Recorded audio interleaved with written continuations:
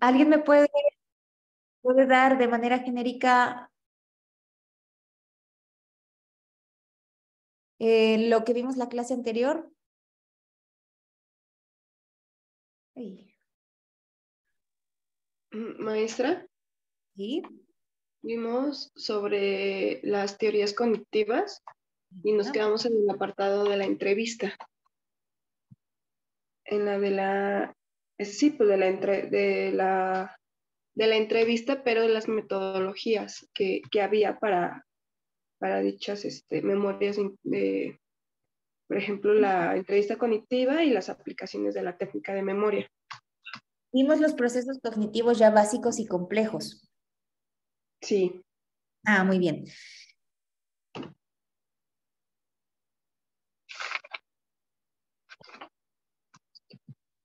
Pues fíjense que hoy vamos a entrar un poco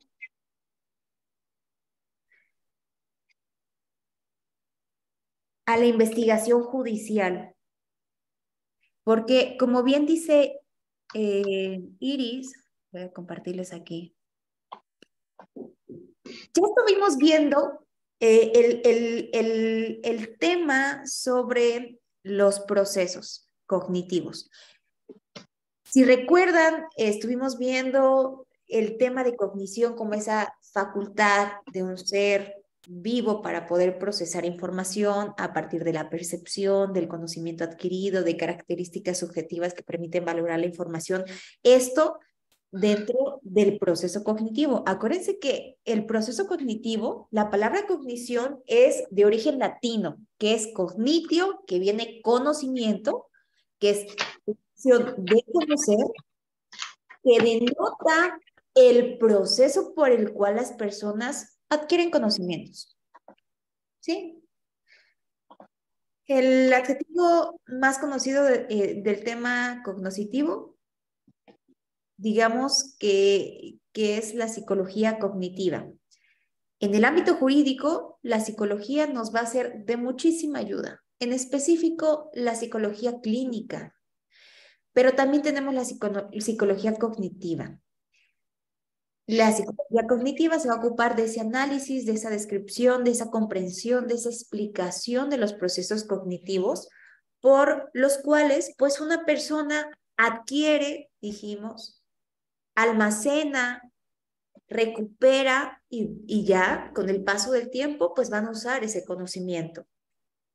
Esto ha entrado mucho y lo ha estudiado mucho un autor de apellido Rivas Navarro.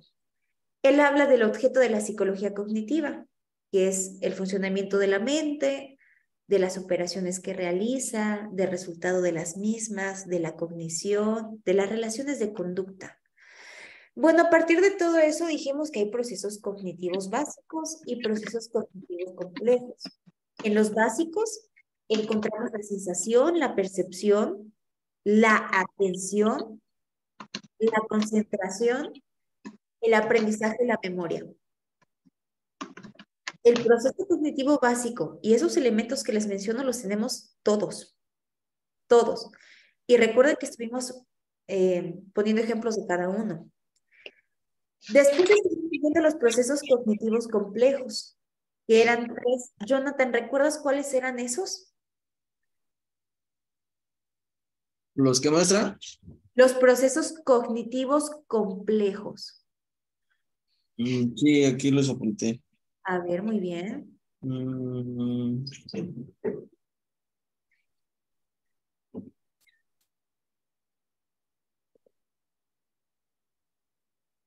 creo que no. Eran 5, ¿no? De los básicos son 5. De Yo, los complejos, yo de los básicos tengo 3. pues es que te voy a decir, aguas ahí porque los tienes entonces al revés. Ajá, los procesos cognitivos son 3, complejos, perdón, son 3. Y es el pensamiento, es el lenguaje y es la inteligencia. Esos, Jonathan, son procesos cognitivos complejos. Y los procesos cognitivos básicos son los... Básicos. Ah, sí, ya lo tengo. Son Los complejos son los que, sí, son tres: pensamiento, lenguaje, inteligencia, y son aquellos que se han desarrollado a partir de los básicos, ¿no? O sea, Sí, perfecto.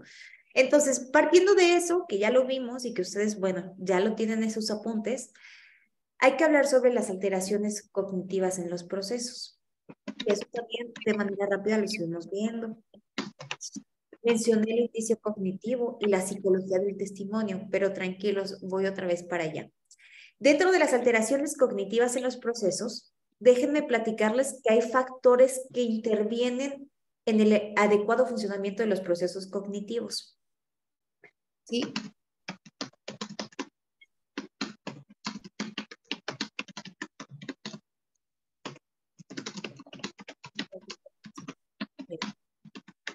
El primero, podemos mencionar problemas relacionados con la salud mental.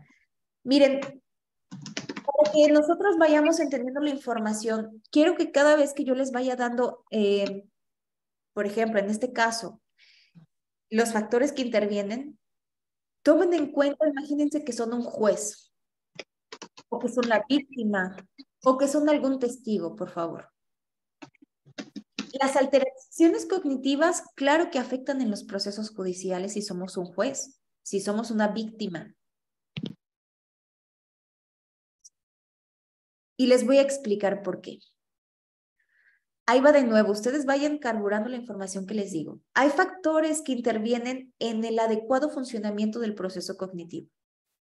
El primero son problemas relacionados con la salud mental. ¿Por qué? Porque hay trastornos determinados. Hay trastornos que son transitorios, pero hay otros trastornos que son permanentes. Y los procesos cognitivos pueden verse alterados o pueden verse disminuidos. Los trastornos, ojo aquí, pueden ser tanto de carácter psiquiátrico, pero también, Jonathan, hay trastornos de carácter neurológico. Y cuando hablamos de trastornos neurológicos, esos trastornos pueden encontrarse patologías como, por ejemplo, la demencia. Imagínense un testigo con demencia. Algún padecimiento resultado de un accidente o alguna enfermedad que generen daño a nivel cerebrovascular. Y entonces, cuando tenemos esos daños, vamos a tener como consecuencia un impacto en los procesos cognitivos.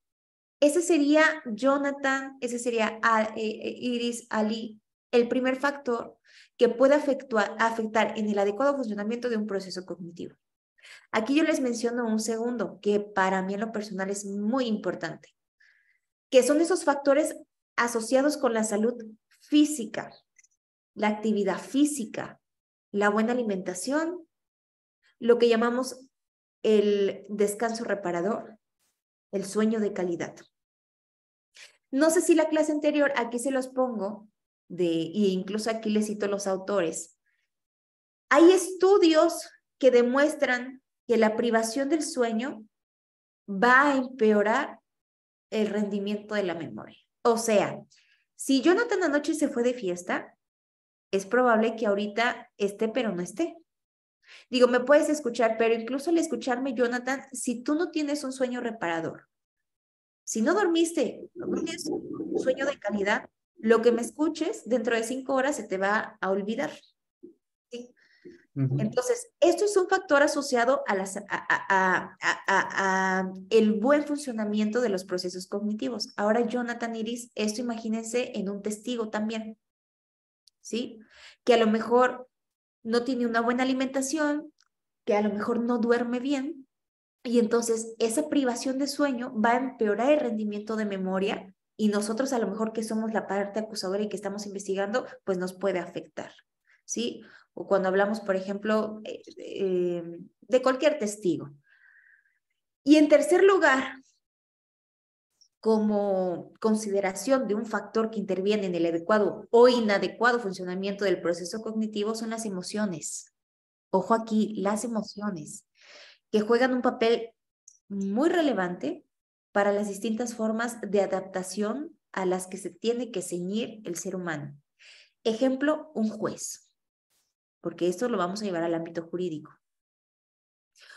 Yo les decía, o no sé si fue a este grupo, yo les decía, ¿ustedes creen que las emociones influyan en la decisión de un juez? ¿Tú crees, Jonathan, que la emoción, es decir, imagínate que yo soy juez y resulta que dentro de mi ámbito sufro violencia familiar y me toca ahí llevar un caso de violencia, de tentativa de feminicidio, de lesiones? ¿Crees que de alguna forma pueda influir mis emociones en la toma de decisión que yo tengo que dar? Sí. Pues soy ser humano. El juez al final de cuentas es un ser humano. Claro que influye. No debería, pero yo creo que sí influyen. Entonces, las emociones juegan un papel relevante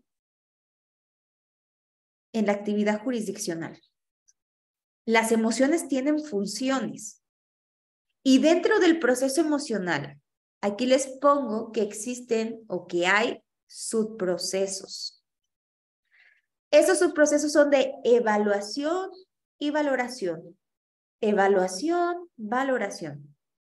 Es la combinación de diversas variables que lleva a la valoración de una persona, es decir, de un sujeto que realiza un estímulo o que realiza una situación.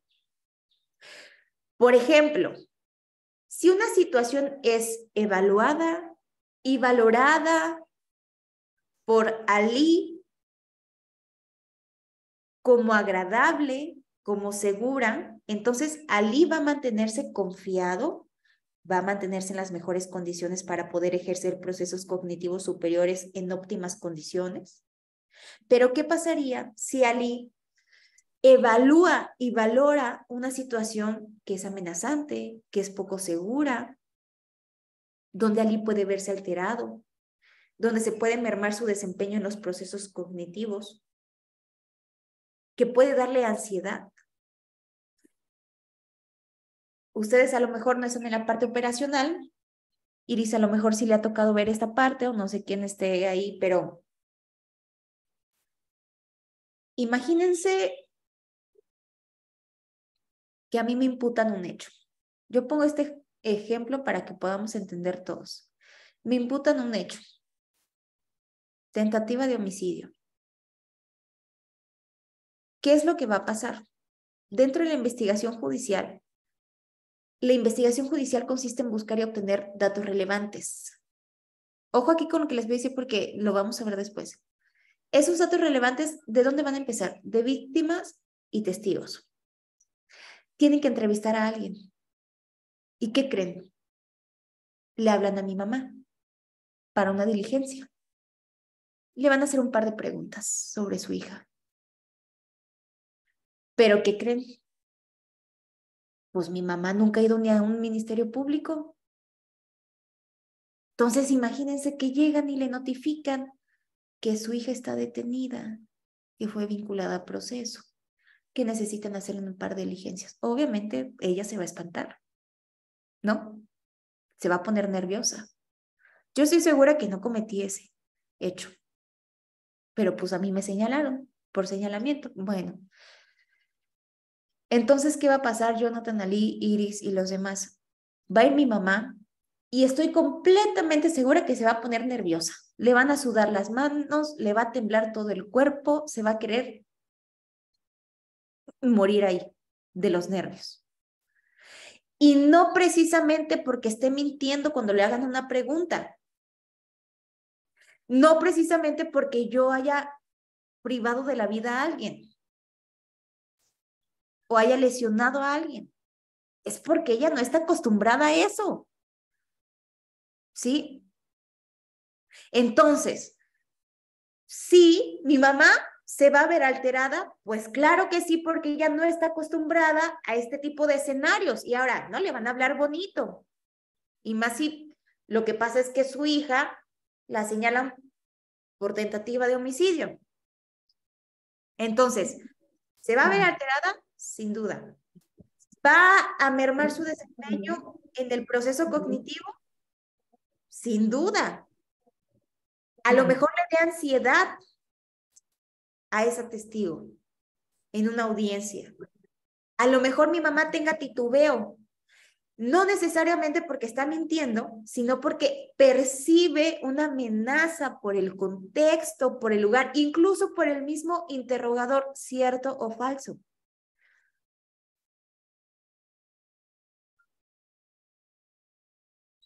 Y eso influye en su proceso cognitivo. Por eso yo les pongo como tercer lugar este factor que interviene en el adecuado o inadecuado funcionamiento en los procesos cognitivos, las emociones.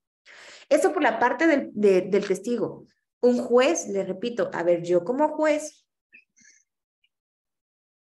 hay un estudio que ahorita en unos minutos les voy a hablar de ese estudio, que es muy interesante, donde dicen que los jueces es mejor tener una audiencia en la mañana y no a las 6 de la tarde porque ya están cansados, porque están agotados. ¿Sí? ¿Qué pasa con los jueces? Perdón que lo diga, pero hay jueces misóginos y pueden influir sus emociones. ¿Sí? Bueno, todo esto abarca, compañero, las alteraciones cognitivas en los procesos. Todo esto. Esto lo vamos a traer a la investigación judicial. Ojo aquí porque vamos a empezar con la investigación judicial como tal. Yo les pongo aquí, y les dije hace rato que la investigación judicial consiste. Bueno, antes que nada, ¿hasta aquí me van entendiendo? ¿O voy muy rápido? No, maestro, bueno, yo soy entendido claro y preciso. Muy bien. Entonces, fíjense.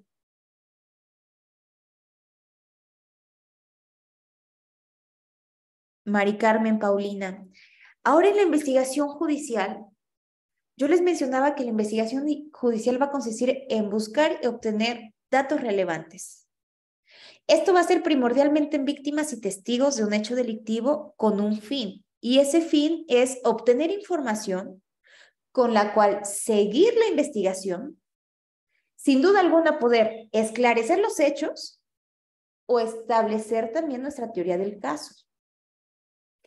Entonces tenemos que dicha información que se logra obtener pueda probar que, pues la verdad, una verdad ya sea objetiva, una verdad ya sea material, de los hechos que se están investigando, que se juzgan, y que no siempre suelen ser indicios como los procesados por ejemplo, la criminalística, sino entonces nos vamos a ir a través de declaraciones testificales o también denominadas indicios cognitivos.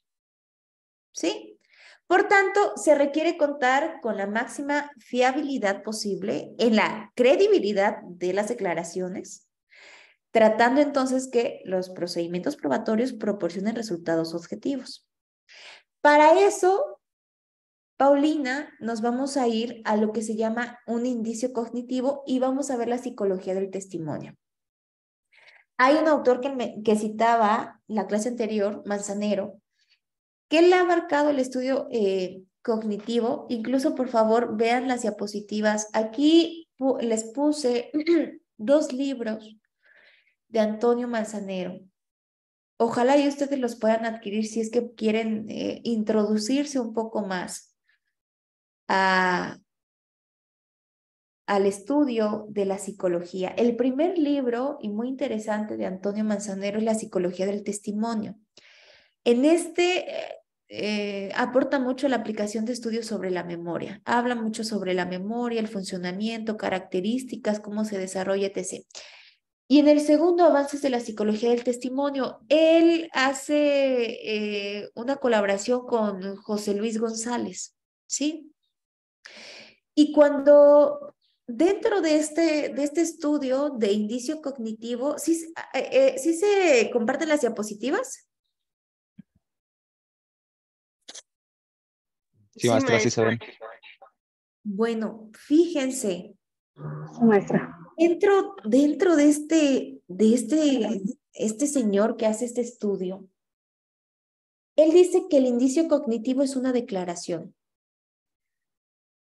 Siris, es un recuerdo sobre el cual van a influir factores atencionales, perceptivos, de lenguaje. Es decir, el funcionamiento cognitivo de testigos y víctimas no es patológico, sino normal. El funcionamiento cognitivo de testigos y víctimas no es patológico, es normal. Entonces,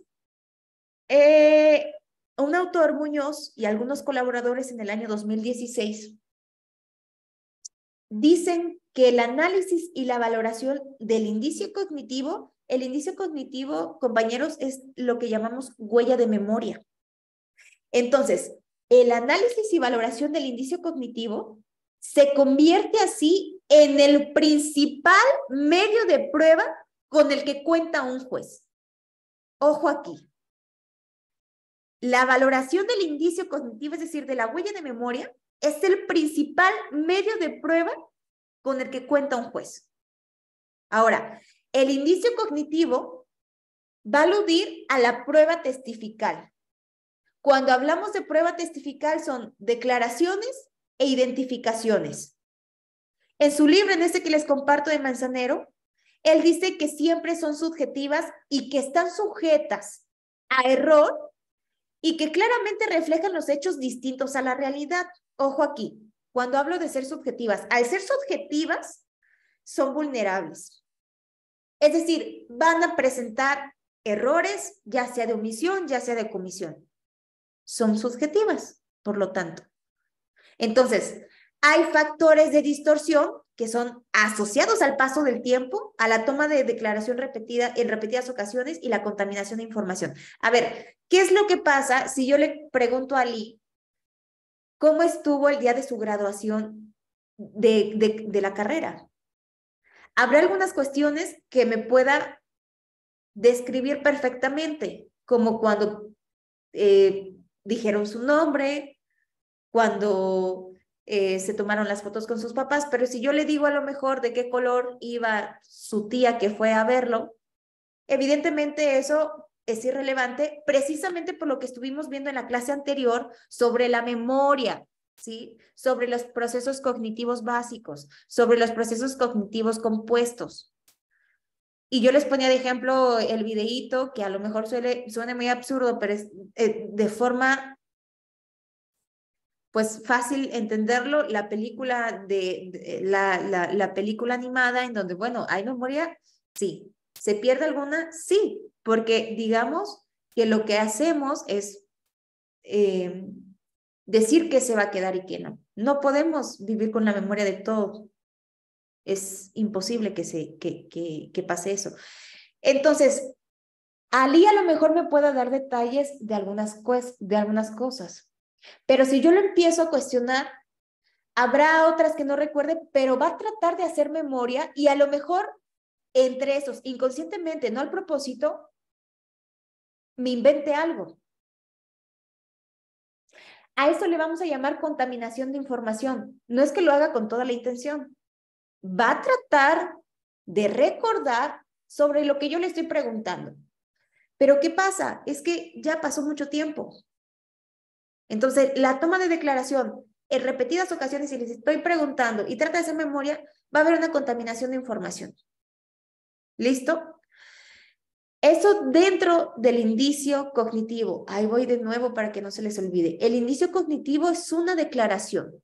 Es un recuerdo sobre el cual van a influir factores perceptivos de lenguaje atencionales. Esto de indicio cognitivo se aplica a los testigos y a las víctimas, a los colaboradores, ¿sí? Hay huellas de memoria. Acuérdense, el indicio cognitivo alude a la prueba testifical y la prueba testifical son declaraciones e identificaciones. Listo, indicio cognitivo. Ojo ahí. Vamos con la psicología del testimonio. ¿Sí? La prueba testifical, Jonathan, es la fuente de evidencia más importante para un gran número de decisiones judiciales. La prueba testimonial es la fuente de evidencia más importante para un gran número de decisiones judiciales. Los autores Mira y López, bueno, el autor Mira y López junto con algunos otros colaboradores, hacía mención que el testimonio de una persona acerca de un acontecimiento depende de 5 factores. Y esos 5 factores se los mencioné en la clase anterior o no se los mencioné. ¿Quién me puede recordar?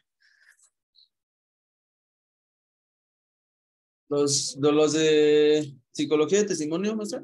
Ajá.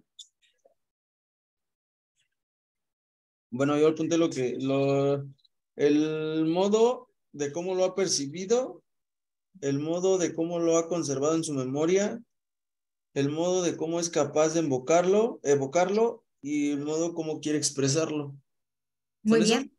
Sí, son 5. Te falta el modo cómo quiere expresarlo y el modo cómo puede expresarlo. Va de nuevo. El modo como lo ha percibido, el Ajá. modo como es capaz de evocarlo, o si no entiendes evocarlo, de traerlo, o sea, Ajá. el modo como quiere expresarlo y cómo puede expresarlo. Ah, ok, ese me faltó, el de cómo pueden. Exacto. Maestra, yo tengo otras 2 también ahí mismo. A ver, ¿cuál es? El conservado y la psiquis. Ah, bueno, ahí te va. La psiquis o el psíquico va dentro del modo de cómo quiere expresarlo. ¿Por qué? Porque dijimos que el modo como quiere expresarlo va en grado de sinceridad y eso es meramente psíquico. Entonces, la psiquis va dentro del modo de cómo quiere expresarlo. Pero el modo como lo ha conservado en su memoria es el segundo punto, por si me faltó ahí. Es que lo estoy recordando, pero de aquí no lo tengo ni escrito ni nada. Entonces, el modo como lo ha percibido, número 1. El modo como lo ha conservado en su mente o en su memoria, número 2. El modo como es capaz de evocarlo es el número 3. El modo como quiere expresarlo es el número 4. Y el modo como puede expresarlo es el número 5. El modo como quiere expresarlo y el modo como puede expresarlo. Ojo aquí, ¿saben cómo me aprendí yo esto? ¿Saben cómo me aprendí estos 5 factores de la psicología del testimonio? Cuando a nosotros nos enseñaron eso, en la licenciatura nos ponían una actividad y nos decían, van a elegir a 5 personas.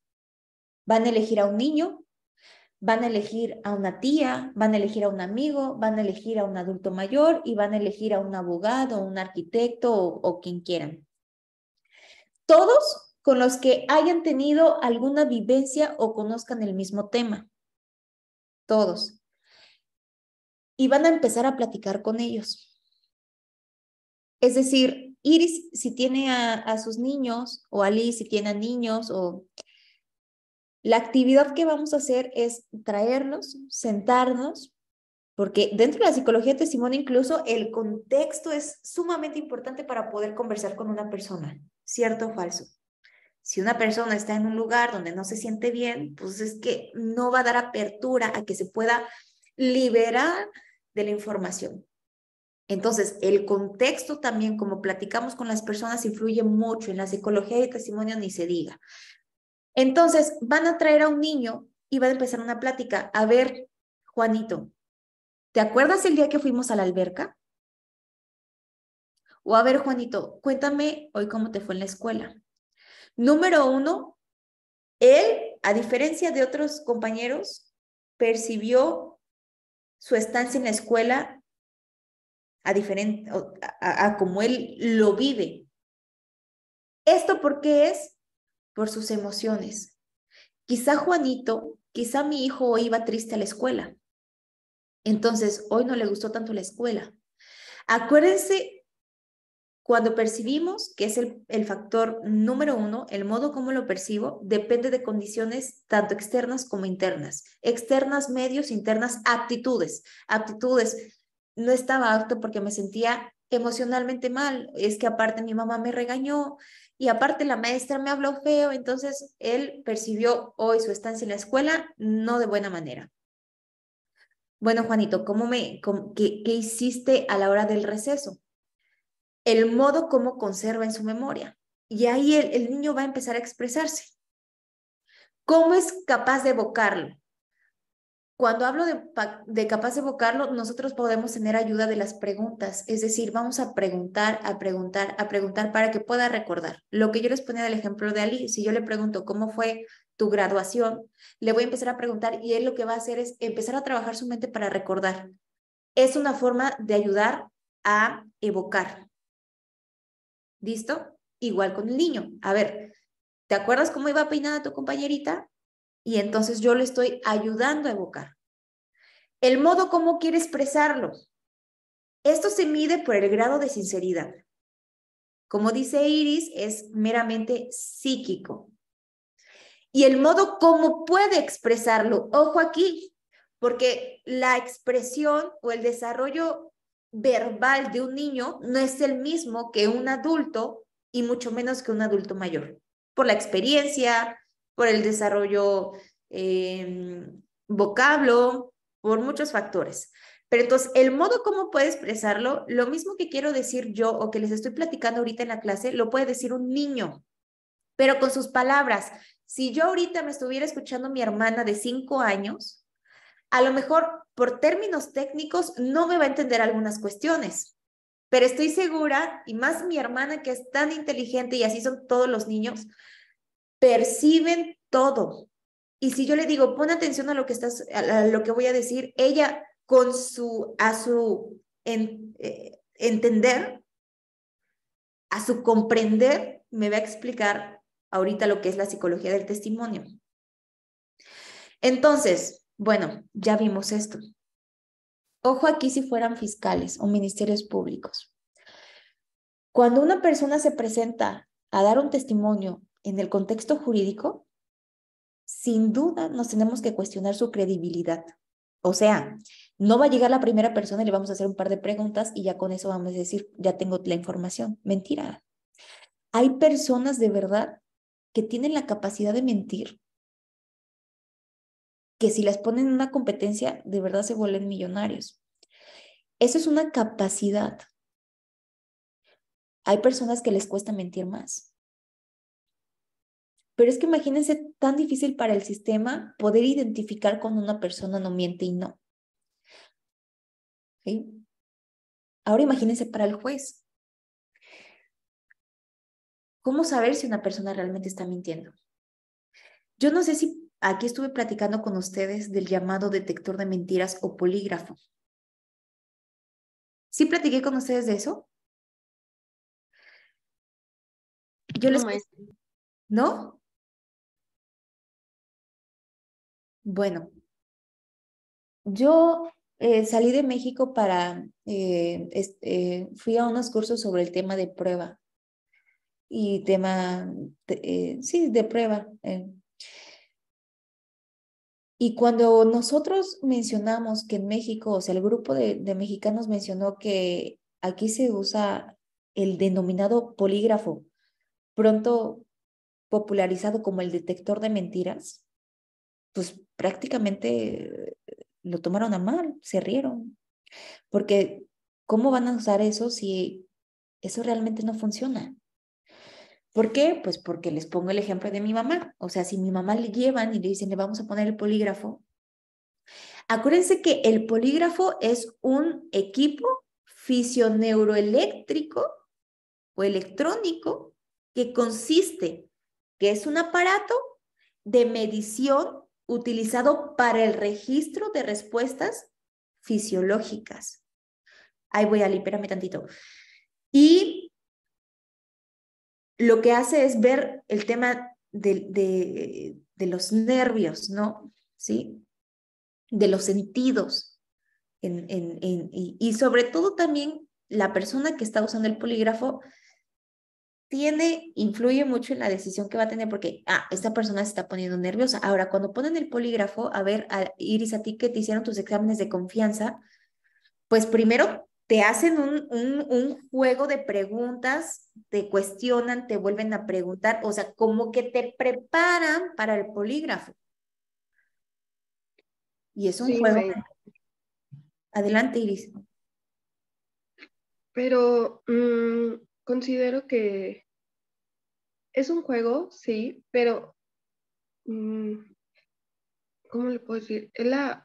Más que juego es como presión. Entonces esa misma presión pues te hace que se alteren. Si se van a la alteración de tu cuerpo, pues obviamente va a salir alto. Y pues también, bueno, son cosas así como de no respires, no te muevas, porque, y tienen razón, porque ese tipo de respiración, o si te mueves, pues ya alteran ahora sí que, ¿cómo les decían ellos a su marco? Bueno, alteran la respuesta a su comportamiento, y de ahí se llevan a que te digan, no hagas esto, porque van a tener una modificación a la respuesta. Es correcto. Entonces, ellos supuestamente hacen su medición en la sensibilidad y supuestamente es muy exacto, que reconoce de forma continua valores físicos y registra las variantes psicofisiológicas que se producen cuando una persona está siendo interrogada mediante una serie de preguntas rutinarias, pero como bien decir, te mete en presión. Esa es la finalidad. Ali, adelante. Sí, hace poco vi un programa respecto a esto del polígrafo y hablando de lo de la psicología que estábamos, hablando, mm, un mitómano, por ejemplo, es capaz de decir que él puede volar y este polígrafo tomarlo como si él estuviera diciendo la verdad. ¿A qué voy? Es que, por ejemplo, un mitómano tiene tanta seguridad en lo que él dice y en lo que él cree que realmente, digamos que, pues neurológicamente, todo su cuerpo o todas sus funciones neuronales indican que realmente es verdad lo que él está diciendo. Entonces, estaba muy interesante la verdad porque le preguntan a un mitómano ya catalogado como tal un montón de cosas que pues eran totalmente sin sentido y el polígrafo y todas las demás pruebas que le decían salía como si estuviera diciendo la verdad. Entonces, de lo que estaba hablando hace rato, de lo de la psicología del testimonio, así pues es bien complicado porque, así como dice usted, alguien que llega, se sienta, puede decir 1000 mentiras que nos hagan parecer al juez y a todo mundo que de verdad está diciendo, este, pues cosas reales, como una persona que está diciendo la verdad y parezca todo lo contrario, ¿no? Por los nervios, por el cansancio, por lo que sea, entonces, pues es bien complicado. Sí, ¿sabías, Ali, que la mentira se estimula? Un tema es neurológico y otro es que la mentira se puede estimular. Es decir, si yo miento por tantos años, me vuelvo, es como, a ver, si yo aprendo a patinar, o sea, llevo tantos años tratando de patinar, en algún momento voy a patinar muy bien. Yo, por ejemplo, a mí me gusta bailar salsa, me costó muchos años y bueno, pues ya después vas agarrando un poquito y vas aprendiendo. Pues así la mentira, o sea, se estimula la mentira, pero hay personas que también lo traen. ¿Cómo identificarlo? Vean documentales de asesinos seriales, de psicópatas, digo, es fuerte, pero hay gente que se le da mentir, hay gente que se le da mentir. Y dentro del ámbito jurídico, la verdad, es un gran, ya voy, Jonathan, sí, es un gran reto que se tiene. A ver, o sea, no sé si ustedes acaban de ver, Elon Musk ya tiene a su esposa artificial, ¿sí? Increíble. Pues yo creo que así como avanza, sí, hay una innovación, pues también en los procesos y sobre todo en estas cuestiones, pues también tenemos que dejar un poco atrás. Bien, el polígrafo estoy de acuerdo que se utiliza hasta cierto punto, pero digo, también las pruebas y los datos y lo que se vaya aportando nos va a ayudar. Pero en algunos lugares lo toman demasiado en consideración el polígrafo cuando no debería de ser así.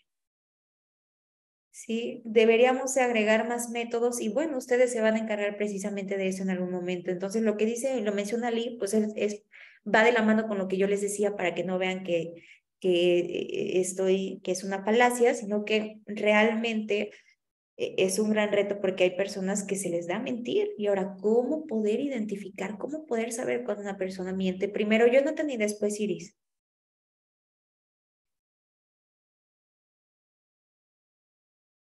Respecto al polígrafo, maestra, yo siento que es más que nada concentración y estrategia. Porque pues realmente sí, o sea, sí impone, ¿no? En que vayas y te conecten y te hagan preguntas. Pero si tú tienes una cierta concentración y una estrategia para mentir, pues pasas desapercibido sin problema. Sí, sí. Sí, ahí tienes uno, incluso cuando les van a poner, por ejemplo, tú tranquila, tú responde lo que tengas que responder y... Pero mira, Jonathan, te repito, ¿qué pasa si a mi mamá se lo ponen? Miren, mi mamá es la persona más nerviosa del universo. No, sí. Sí, ahí como dice usted, ¿no? Entran las alteraciones. Claro. Adelante, Iris.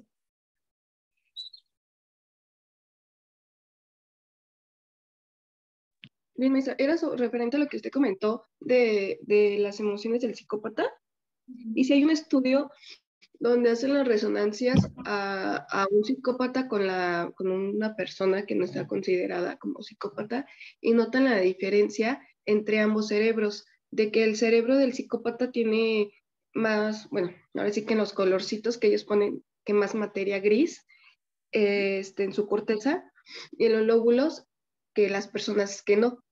Entonces ahí también la conclusión fue de que los psicópatas tienen distinta estructura cerebral. Y yo creo que, bueno, un ejemplo de testimonio se me viene el ejemplo de acaba de sacar una película Zac Efron se me fue, de un psicópata, que él mismo se representa. Ted, Ted Bundy, creo que es.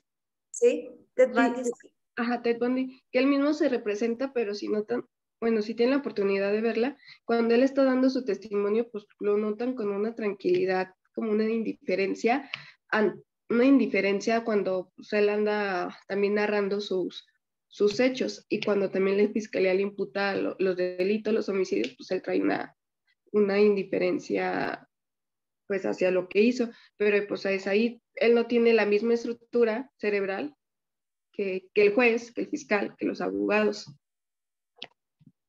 Y esa es una característica de los asesinos en serial. Bueno, yo, Iris, sí he visto la serie. La serie no me gustó tanto porque yo desde antes ya había buscado de ellos. Bueno, es que igual, el tema de la mente, digo, también les estoy tocando el tema, no crean que también me gusta mucho.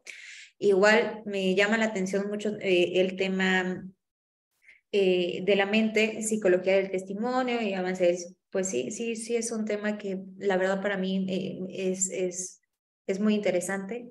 Y pues bueno, ahora que somos abogados, qué mejor, ¿no? Pero eso desde niña yo también me ponía a ver ahí a documentales y bueno, una cosa así. Y efectivamente tienen muchísima razón. Busquen un poquito sobre esto, vean, incluso en la plataforma de Netflix hay muchísimos documentales sobre asesinos seriales. Y sí, o sea, la verdad es que es una cosa, tienen una tranquilidad por lo que hacen, pero es algo, les digo, neurológico y de estimulación. ¿Alguien más quiere participar? Bueno, no. Entonces, imagínense ustedes siendo ministerios públicos, pues claro que deben cuestionarse la credibilidad, ¿sí? Entonces, ¿qué hay que hacer? Meterlo a un proceso de análisis por un experto, ¿sí? Y bueno, aquí con frecuencia participan los psicólogos clínicos, quienes usualmente tienen esa perspectiva de la psicopatología. Y algo que nos dice este autor precisamente en este libro que les comparto en la diapositiva es que sugiere que él dice que debe de haber una perspectiva, ¿sí? Y esa perspectiva a lo mejor no es la adecuada, señalando que hay una diferencia entre la psicología clínica y la psicología forense. La psicología clínica, por ejemplo, valora más al testigo, ojo aquí, para destacar o afirmar la presencia de un trastorno. Pero ojo aquí, porque eso no significa que en automático deba validarse el testimonio, ¿sí? El autor Target señala que en una de las publicaciones que hizo hace que será como 20 años, estamos en 2023, hace como 15 años, y él decía, si el reclamo es inconsistente, es decir, si lo que dice la persona es inconsistente con lo que la persona cree, y la fuente de donde saca la información o la fuente de donde sale se sabe que carece de credibilidad, entonces hay que hacer una reflexión activa y es mucho más entendido un proceso estando en una evaluación, ¿sí? Hay que ver una carencia de expectativa de la afirmación, hay que evaluarla, es decir, comenzar la evaluación a detalle de lo que se está afirmando, lo que está diciendo esa persona y no solamente del tipo de testigo. Entonces, lo que les quiero decir es que la psicología del testimonio, así se llama, psicología del testimonio, equivale a la aplicación de la psicología en los procesos cognitivos. ¿Para qué? Para la obtención, para la valoración de la prueba testifical a través de la evaluación de la atención, de la percepción, de la memoria, del lenguaje, incluso dentro de los estudios que se están haciendo, el autor que les estoy diciendo habla ya de la memoria de testigos. Adelante, Ali. Sí, perdón que le interrumpa. Acá en la fiscalía, en atención inmediata, hay una psicóloga ya grande, pero ella dice que de mucho de lo que ha leído y estudiado, ella se enfoca mucho en el comportamiento de las personas. Y ella es muy, como que fiscalía la tiene muy, porque ella, cuando está hablando con una persona, estábamos platicando el otro día con ella nos empezó a decir cosas que cuando llegan con ella a poner una demanda, denuncia, algo así, nos decía, si mira hacia arriba cuando está diciendo la historia, es que está inventando. Si mira hacia abajo, es arrepentimiento. Si se toca la cabeza y se rasca, es culpa. O sea, pero yo sí me quedé así pensando, ¿a poco todo eso se estudia, el comportamiento tanto así que si voltea a la derecha, ya está, no sé qué, que si voltea a la izquierda, que si se rasca la nariz? Y yo sí me quedé bien impresionado, la verdad, porque ella detecta en una persona todo eso. Y digo, wow, o sea, eso no cualquiera, o sea, Sí, uno cuando platica con alguien no se fija hacia dónde está volteando, qué está haciendo, ¿sabe? a menos que seas novio o novia tóxica, ¿no? Y a ver si me estás mintiendo, ¿no? Ahí se aplica, yo la aplicaría. Digo, y se tiene que estudiar mucho eso. Digo, sí hay características, por ejemplo, se dice que cuando está volteando para la derecha está diciendo la verdad y si es para la izquierda no está diciendo la verdad, que si se toca mucho la nariz es porque quiere ocultar algo, si cruza los... Sí, pero bueno, hay que irlo enlazando con la descripción de la historia, lo que te van diciendo, el contexto y todo, pero sí, realmente esas personas, si es que esta señora se fija en eso, pues está muy bien porque no nada más es lo que estudió y lo que tiene que hacer es decir, tomar una denuncia, ¿sí? Sino enfocarse también en esos aspectos que sí, Ali, son muy necesarios porque de qué manera, o sea, hay que buscar alguna forma de identificar cuando alguien está mintiendo, ¿sí? Y qué más mejor, pues estudiando eso y sí, aplicándolos. Digo, siempre no es teniendo la certeza, es de apoyo. Ojo aquí, es de apoyo, ¿ok? No es que, se tocó la nariz, no, ya está mintiendo, sino con todo lo demás, pues ayuda, perfecciona precisamente esta credibilidad. Sí, sí, es que realmente se estudia eso. Entonces, la psicología del testimonio les decía que equivale a esa aplicación entonces de psicología de procesos cognitivos, y el autor menciona la memoria de testigos. Entonces, esta situación ha puesto a la psicología del testimonio en una de las más directas aplicaciones de la psicología experimental, precisamente que menciona ese autor Manzanero en este libro de Psicología del Testimonio.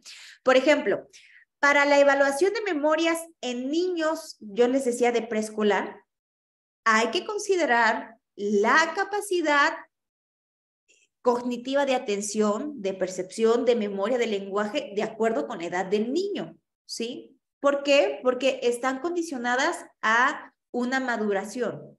Esta maduración es neurológica, es decir, la condición de atención y percepción que tiene un niño de 2 años no es la misma a la de 5 años, ¿sí? Los niños progresivamente van desarrollando un mayor control de atención, de modo que yo me acuerdo que cuando mi hermana tenía 2 años, y era capaz de entender, sí, estímulos ya por unos 5 minutos, por 7 minutos.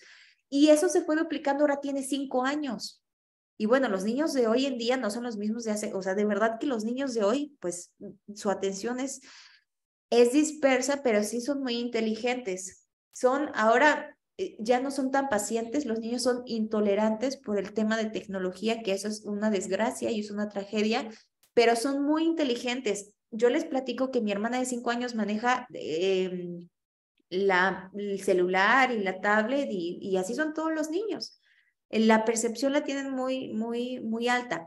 Entonces, pero bueno, en el tema de recuerdos, la mayor parte de los recuerdos infantiles no son realmente recuerdos, Jonathan. Son memorias generadas a partir de diferentes datos que son recogidos por los niños de fuentes, de formas, pero no de manera consciente. Entonces, esta falta de recuerdos infantiles genuinos durante los primeros años de vida, nosotros le tenemos que llamar amnesia infantil, ¿sí? En ese sentido, entonces, nosotros, y la situación se torna más compleja si se trata, por ejemplo, de evaluar un probable abuso sexual, donde la información esté partiendo de un testimonio. ¿Qué hay que hacer?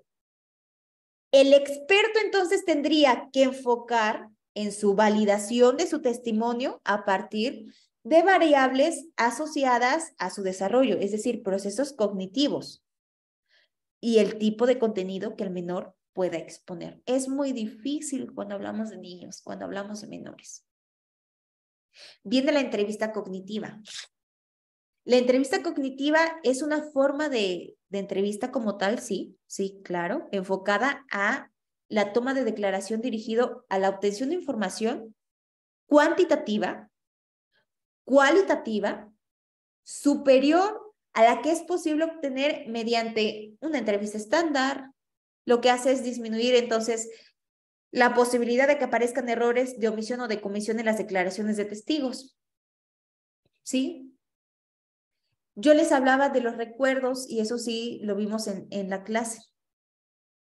Las técnicas de recuerdos. ¿Sí se acuerdan? ¿Sí recuerdan? Que hay 3 pasos en la entrevista cognitiva. ¿Quién me puede decir? Sí, maestra. Bueno.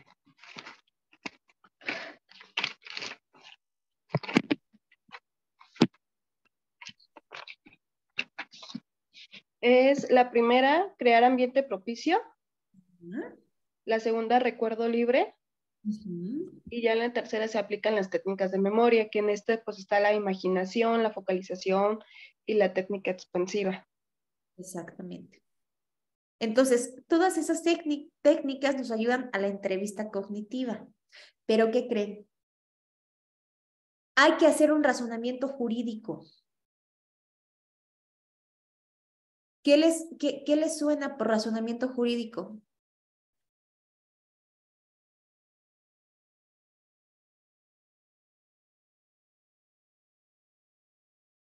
¿Qué entienden? ¿Qué les llega a la mente sin ser tan técnicos? ¿Qué entienden por razonamiento jurídico? Adelante, Paulina. Empezar a encajar todo eso que nos...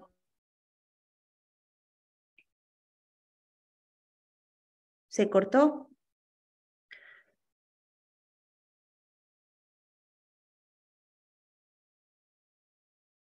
Adelante, Jonathan. Uy. Bueno, no sé si va a terminar mi compañera Paulina. Ahorita que se vuelva a conectar. Ah, ahí está otra vez Pau. Bueno, Pau, ¿nos escuchas? Sí, Otra vez, Pau, que se cortó, por favor. sí, decía que se trataba ya de empezarlo a ligar a una historia encausada para un delito, una posible causa, origen de lo que pudo haber pasado para que la persona cometiera un delito o cumpliera una omisión o algo así. Muy bien. Adelante, Jonathan. ¿Qué opinas? No sé, me suena como el análisis Mm, de la conexión en el caso en concreto, de lo que puede servir de todo esto. Muy bien. ¿Alguien más quiere participar?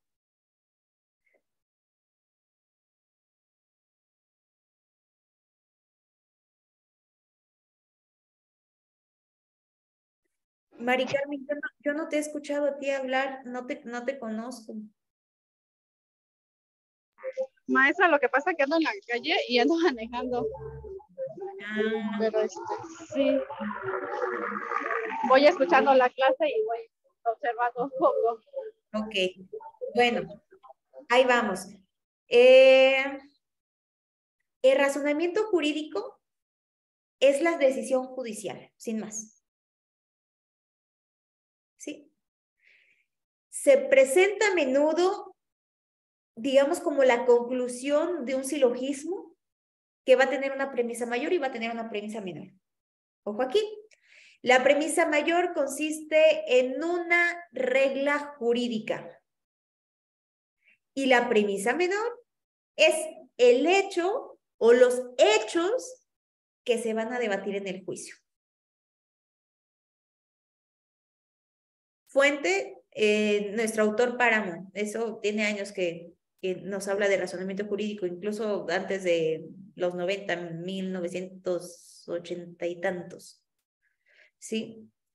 Y este mismo autor, fíjense, él lo que hace es exponer, él expuso a los operadores jurídicos, a todos, jueces, legisladores, funcionarios, abogados, etcétera. Y él dice, estos operadores jurídicos lo que hacen es ofrecer continuamente razones que justifican sus decisiones como resultado de un proceso de interpretación.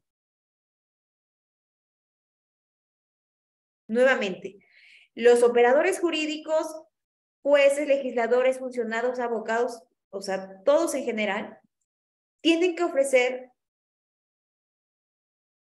razones que justifican la decisión que toman en un proceso de interpretación. Ahora, el proceso de interpretación versa en un lenguaje jurídico, claro. Entonces, entendido por eso, el lenguaje contiene, digamos, enunciados normativos revestidos de cierta autoridad.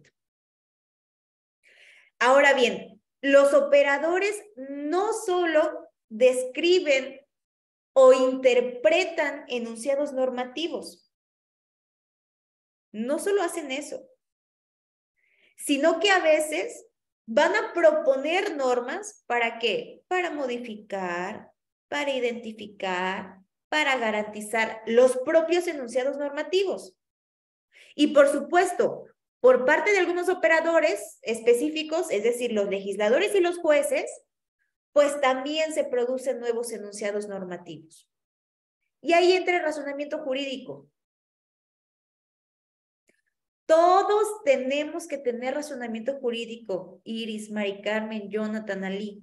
O sea, no me imagino a un juez que no pueda tener un razonamiento jurídico, imagínense. No, ¿por qué? Pues para la toma de decisión tiene que tener un razonamiento y este tiene que ser jurídico, sin duda. No me imagino a un abogado sin un razonamiento jurídico para su parte de teoría del caso y de defensa. Para la parte que imputa un hecho, es decir, la fiscalía tiene que tener un razonamiento jurídico. Aunque Burlosca, digo, no deberíamos de decirlo, pero hay legisladores que no tienen razonamiento jurídico. Y es una capacidad que tendrían que tener todos los sujetos procesales. Ahora, el legislador que no tenga un razonamiento jurídico, alguna vez digo, luego salen en las noticias, los legisladores de verdad que no dan una. Y eso influye y tiene como consecuencia la aplicación de la norma. Ellos producen nuevos enunciados normativos y que no tengan un razonamiento jurídico, está muy, muy complicada esa situación. Pero bueno, todos los sujetos van a tener ese razonamiento jurídico. Razonamiento jurídico, acuérdense, es la decisión judicial. Hay reglas jurídicas y hay premisas, mayor y menor, perdón. Listo, ahora, competencia cognitiva. Es importante, no sé si por aquí, no. Es importante tener presente las competencias. Las competencias en el ámbito jurídico y en el ámbito cognitivo son un conjunto de habilidades, de conocimientos, de actitudes, de valores que pueden considerarse como imprescindibles para cualquier profesión. Claro, Jonathan, también es una combinación de capacidades, la competencia. ¿Por qué? Porque hay que tener habilidad.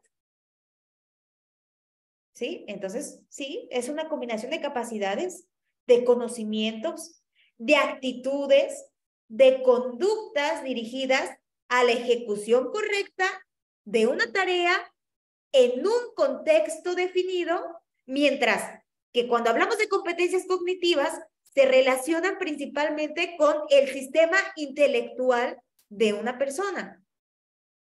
Es decir, son aquellas que ayudan a dar significado a los sucesos que ocurren y a la información que nosotros recibimos y que también vamos a evaluar y que también nosotros vamos a crear nueva información. A eso de evaluar y crear nueva información se le va a llamar análisis y síntesis. Hay que tomar decisiones acertadas, hay que resolver problemas, hay que controlar el aprendizaje y la conducta. Entonces, después de exponer las características de una incompetencia o de la competencia cognitiva, pues existe la posibilidad de una incompetencia cognitiva también, o lo otro, competencia cognitiva. ¿Por quién? Pues por parte de los operadores jurídicos.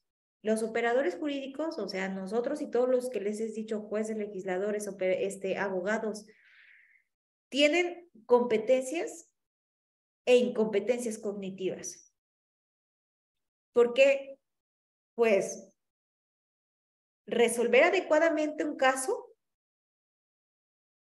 requiere habilidades que van más allá de una adecuada formación técnica, lo que nos decía Lee. Pues a lo mejor la MP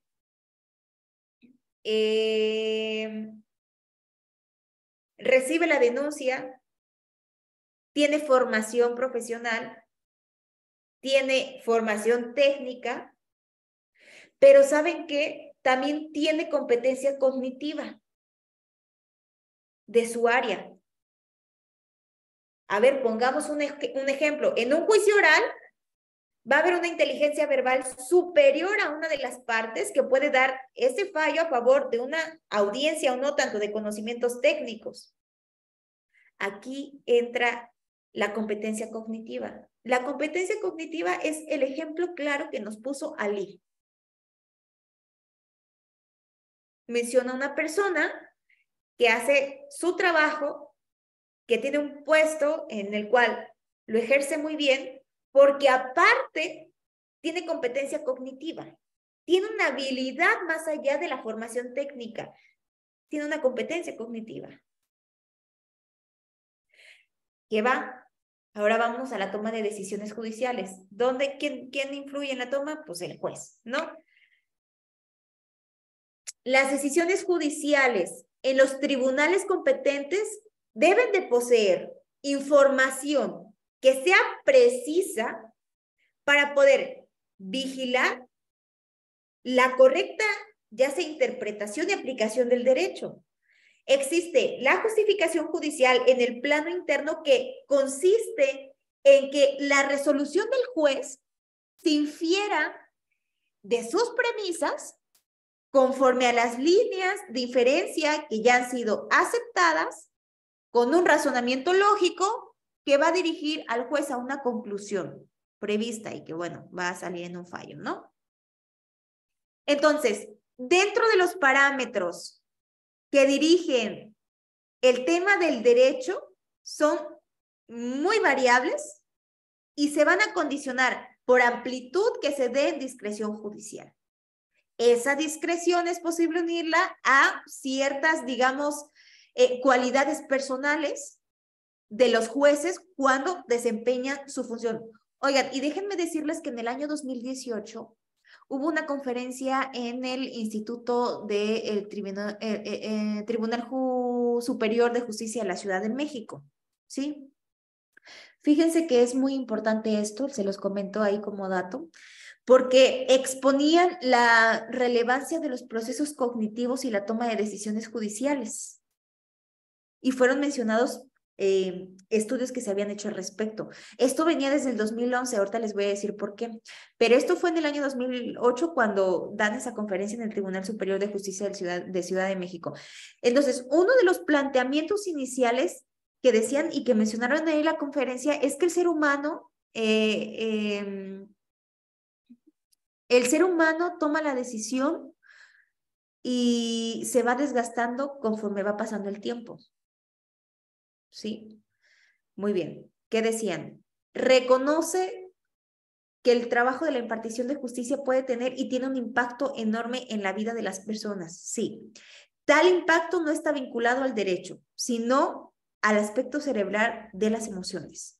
Es decir, dado que cuando se toma una decisión judicial, puede incidir diversas variables como las que hicieron ahí, mencionaban, hubo una investigación, ustedes la pueden buscar bueno, es que no, fue en el año, fue hace muchísimos años, en específico la investigación empezó en el 2000, pero en el 2011, en Estados Unidos, hay investigaciones que sugieren que hacer juicios o decisiones repetidas agota la función ejecutiva y los recursos mentales de las personas, los que a las veces decían pueden influir en las decisiones.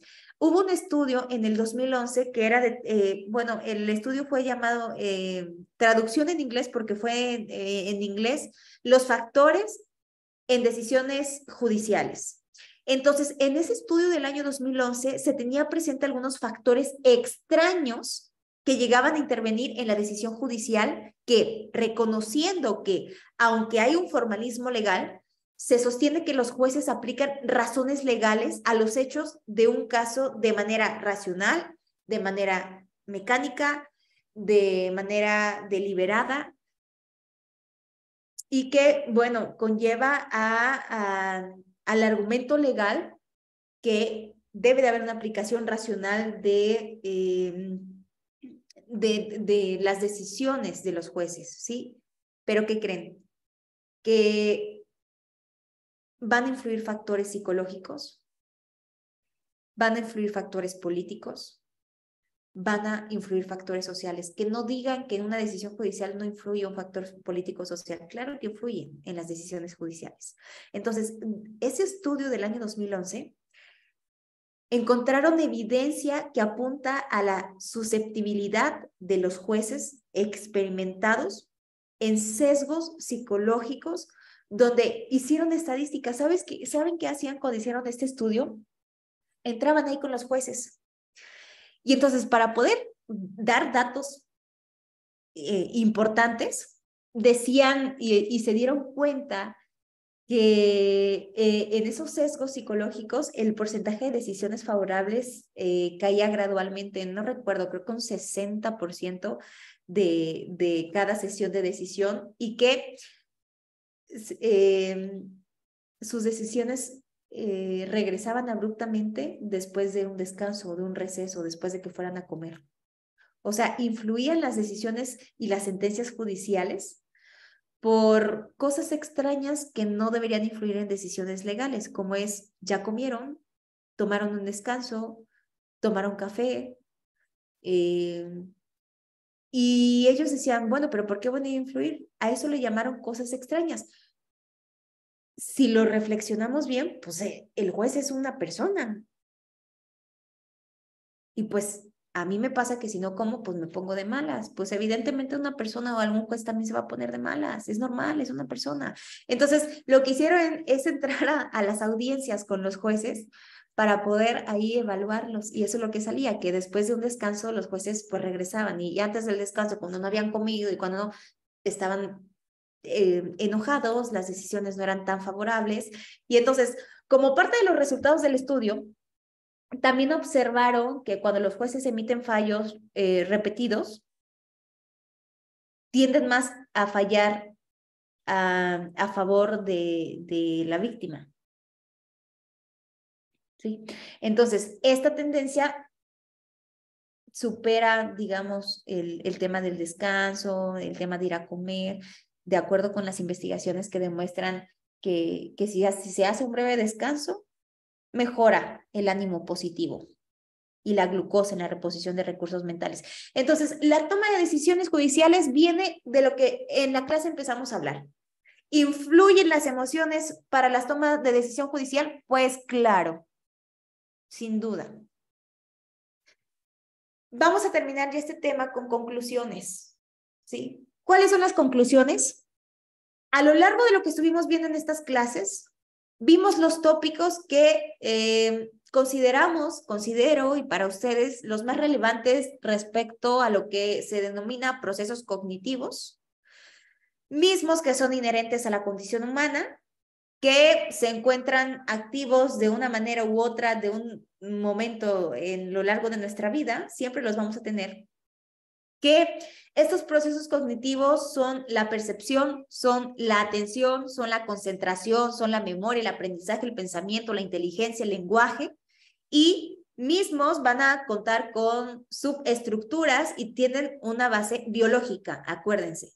Entonces, es común que en el seguimiento de un proceso judicial de un imputado, pues ese imputado va a ser observado, va a ser valorado en su capacidad de obrar, en algún momento concluya una condición de inimputabilidad, puede ser, estimando una problemática a lo mejor psicológica, psiquiátrica o también neurológica, en donde cualquiera de ellas puede representar una forma de impacto cuando adecuamos el funcionamiento de los procesos cognitivos, y que a su vez también nos va a servir como un factor determinante de un hecho delictivo.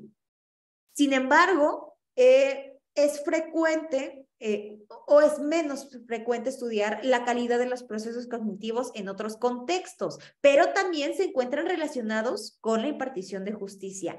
Al final, yo creo que de la premisa que estuvimos viendo en estas clases sobre la cognición, yo podría decir que la premisa sería que todo ser humano cuenta con un proceso cognitivo. Si tanto la víctima, el testigo y el operador jurídicos son humanos, entonces también cuentan con un sistema de procesos cognitivos. mismos que van a estar repercutiendo en su desempeño de acuerdo con el rol que representen dentro de la dinámica del proceso judicial. Es una víctima o testigo, su testifical debe ser sometido a un método científico que permita valorar la calidad de su declaración en función a los procesos cognitivos que permita establecer la credibilidad de una manera objetiva. En el caso de los operadores jurídicos dijimos que como abogado, como jueces, es imprescindible que sus funciones cognitivas se encuentren intactas, de tal manera que, por ejemplo, a los abogados permita desde la elaboración de su teoría del caso hasta la defensa a través de un dominio, de un discurso, en un juicio oral, y en el caso de los jueces, el desgaste de sus procesos cognitivos, ya sea por un cansancio físico, por fatiga cognitiva, estar escuchando varias horas sin descanso, y puede influir en una decisión que tome en la sentencia o en un fallo final, y que no necesariamente sea en función del debate generado por el caso, sino por el tema de la escucha del cansancio físico y todo lo que estuvimos viendo, ¿no? Sino hay que ver, yo creo que la conclusión es que nos debe servir a nosotros como estudiantes y como operadores, quienes también lo puedan estudiar, no solo brindar mayor capacitación, sino también hay que hacer programas que doten de mayor habilidad en estos peritos en materia de psicología para la recuperación de un indicio cognitivo y la exposición de los mismos y una elaboración, ustedes me van a decir si están conmigo o no, de protocolos para poder regular y prevenir la fatiga cognitiva en personal al frente de un juzgado, como lo son los jueces, ¿no? Entonces, ya va a acabar la clase. ¿Algún comentario, duda que quieran hacerme?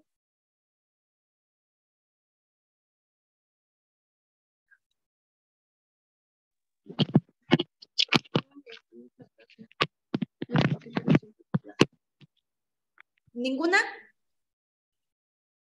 Creo que todo bien, maestra. Ok. Bueno. Una nota, ¿cómo se puede decir? Todo lo que nos comenta ahorita, bueno, pues va ligado. Platón decía que todos los seres humanos tenemos todas las capacidades para desarrollar cualquier actividad, inclusive él ponía de ejemplo un esclavo que lo ponía a resolver algunas actividades matemáticas y bajo presión y todo, como que pudo recordarlo. Y bueno, según ya todos podemos hacer de todo. Entonces, esto que menciona usted de la fatiga cognitiva viene también ligado a la educación propia que traen en este caso los jueces, las personas que imparten la justicia, y se va ligado a todas las profesiones. Claro. Yo veo, por ejemplo, los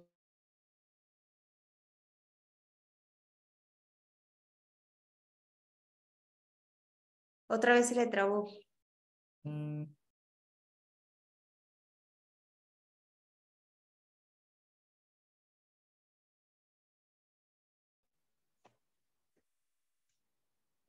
¿Sí me escucha? Sí, Pau, ahí está de nuevo. Ay, no sé si me escucha así mejor sin la cámara. Sí.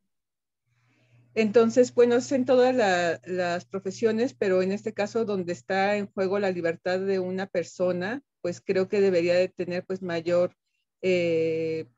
auge y importancia lo que usted nos habla de la fatiga, la fatiga cognitiva. Sí, correcto. Tienes toda la razón, Paulina, y sí, hay que enfocarnos un poco a eso. Digo, en la licenciatura no se toca mucho el tema, creo que es importante porque, bueno, dentro de la metodología y todo, pues lo vamos a aplicar, ¿sí? Lo vamos a aplicar desde el momento que egresamos, incluso antes, como estudiantes ya. Bueno, entonces ya los dejo para la siguiente clase, no sé si ya terminen y cualquier cosa estoy con Magíster. La grabación creo que la suben al rato o la suben mañana, ¿de acuerdo? Gracias, maestra. Gracias. Buen día, maestra, gracias. Gracias, maestra. Y una disculpa.